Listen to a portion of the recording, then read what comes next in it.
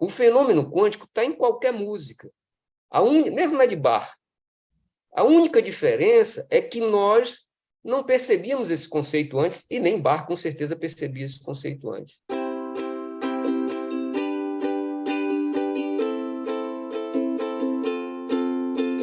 Quer dizer, uma das coisas importantes, talvez, se você me permite, é mostrar um pouco o que tem de similar da música ou da arte sonora com a mecânica quântica, né? Então, a princípio, não tem nada em comum.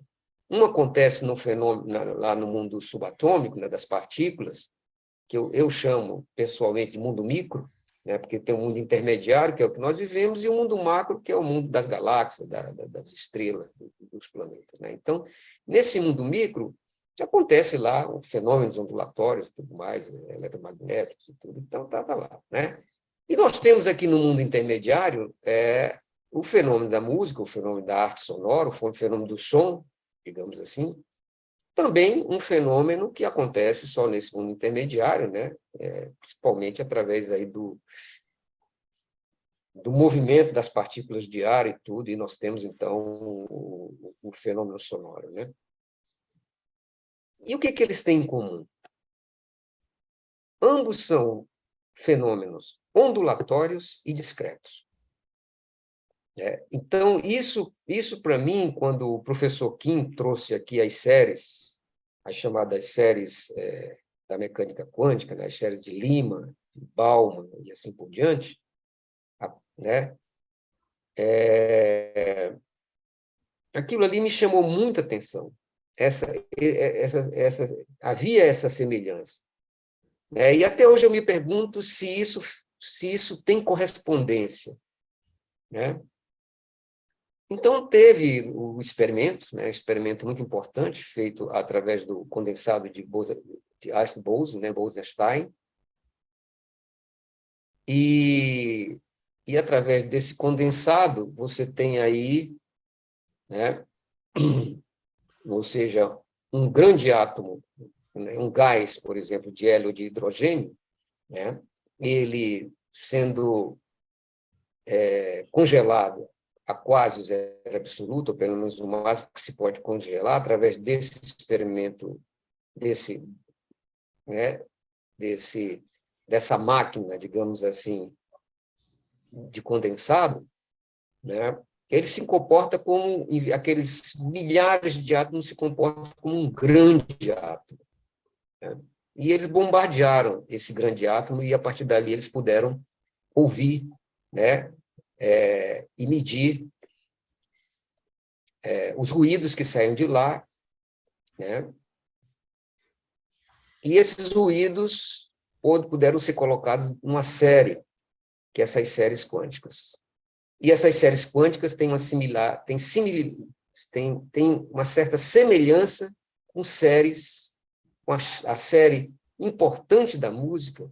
Eu queria fazer uma pergunta, desculpa, para o professor Mário, sobre música, porque se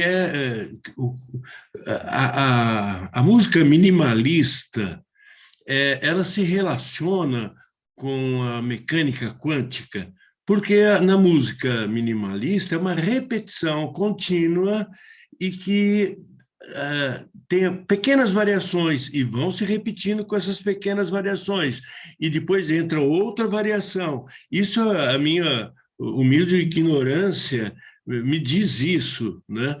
Então eu gostaria porque a gente tem N tipos de música, né? E me parece, e é isso que eu gostaria de saber, se a música minimalista é a que mais se aproxima da mecânica quântica. Carlos, nós podemos nos dizer assim, a aproximação da música com a mecânica quântica, ela pode se dar por dois caminhos. Um deles é o físico, ou seja, como esse que eu estava narrando agora. Ambos são dois fenômenos ondulatórios, ambos são estruturas de ondas que, de certa maneira, são discretas, ou seja, o elétron não salta para qualquer lugar que ele queira, ele tem as órbitas, né, de acordo com a energia, os fótons, né? E, ao mesmo tempo, a música também, a série harmônica não é em qualquer lugar, né? Para entender um pouquinho o que é uma série harmônica, a série harmônica é mais ou menos, digamos, um tom, um som, como o som da nota Dó, né? Ou da nota Lá 440. Por trás dessa nota tem milhares, infinitos sons. É mais ou menos assim. Você tem o Rio Amazonas, aquele rio imenso e tudo mais. Mas por trás daquele rio tem milhares de igarapés e milhares de outros rios que compõem esse rio, embora você só veja o Amazonas. Então, você só escuta a nota Lá, mas por trás da nota Lá, você coloca no espectro sonoro, você vai ver milhares de outros sons. Então, tem uma certa semelhança com o Marcelo, aqui me interrompa e me corrija se eu estiver falando alguma besteira do ponto de vista aí da parte mais técnica do processo. Eu não sou físico quântico nem coisa alguma, então eu e o Carlos aqui Fica temos essa tranquilo que a permissão, né? gente Somos dois aqui compreende. curiosos, sabe? Então, assim, então, o que acontece? A outra forma de se aproximar é pelos conceitos, pelo conceito ou pelas características da mecânica quântica, que são muito diferentes, né? Então, e pelos conceitos, por exemplo, você pode dizer assim, a música minimalista, né?